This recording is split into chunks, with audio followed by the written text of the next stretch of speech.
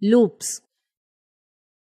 Loops are command blocks in AI Connect that can put sets of code in repetitive cycles in order to reduce the steps of the program. There are several types of loop blocks available that are all designed for different purposes. The following are the main types of loop blocks that we can use in AI Connect. For loop. It can repeat a set of blocks for a certain number of times and perform an action on it each time it is repeated.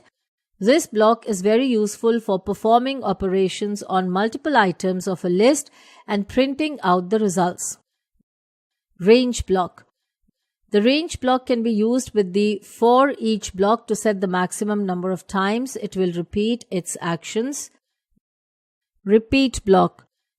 Repeat command block simply repeats the blocks attached to it for a certain number of times. It is used to save time and effort as we only need to type the commands once and the block will repeat them automatically. Repeat while. This block also repeats a set of commands in a code but only till a specified condition is met.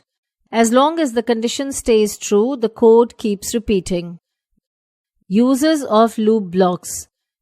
Loop command blocks can be used to print out many useful things that need repetition like multiplication table, timers, data filing, etc.